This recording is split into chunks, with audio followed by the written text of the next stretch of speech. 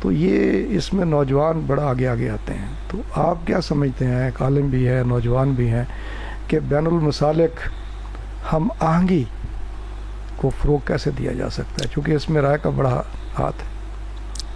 بسم اللہ الرحمن الرحیم. انتہائی اہم سوال ہے آپ کا.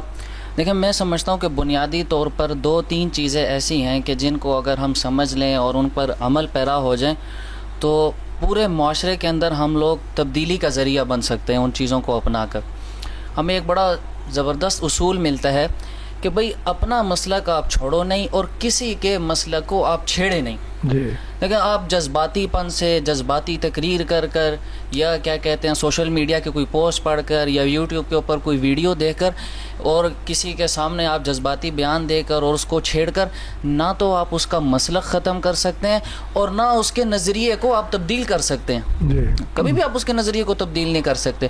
اور ہمارا مقصد یہ ہے کہ بھئی بات سامنے والے کی سمجھ کے اندر آ جائے، میں اس کو اپنے موقف کے اوپر اگر لے کے آؤں تو اس کے لیے ہمیں پیار محبت کی فضا کو قائم کرنا ہوگا. جی.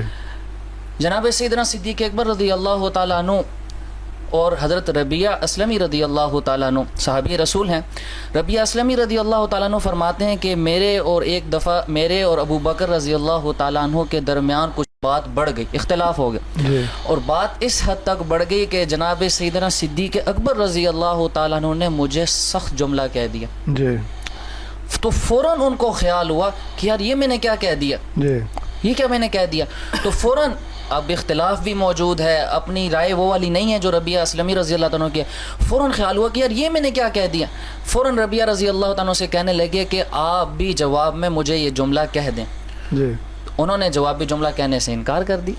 تو ربیعہ اسلمی رضی اللہ عنہ فرمانے لگے کہ جناب سیدنا صدیق اکبر کو جب میں نے انکار کیا جوابی جملہ دینے سے تو وہ فوراً حضور صلی اللہ علیہ وسلم کی بارگاہ میں اپنا مقدمہ لے گئے. ربیعہ اسلمی رضی اللہ عنہ کے خاندان کے لوگ جمع ہو کر آ گئے اور ابو بکر رضی اللہ عنہ کے خلاف ان کو بھڑکانے لگے کہ بھئی پہلے خود انہوں نے زیادتی کی اور اب خود ہی حضور صلی اللہ علیہ وسلم کے پاس شکایت لے کر چلے گئے.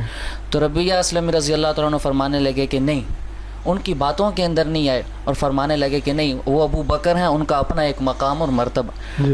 تو ہمارے معاشرے کے اندر ایک بڑا منفی پہلو یہ ہے کہ ہم اپنی رائے کے خلاف سن نہیں سکتے ہیں. ہمیں اپنی رائے سے ہٹنا نہیں آتا. تو ہمیں اپنی رائے کے خلاف سننا بھی آنا چاہیے اور اپنی رائے سے ہٹنا بھی آنا چاہیے اور اپنی بات کو مثبت طریقے سے بیان کرنا چاہیے. مولانا آخری کوئی 1-2 جملے، چونکہ پروگرام کا وقت ختم ہو رہا ہے.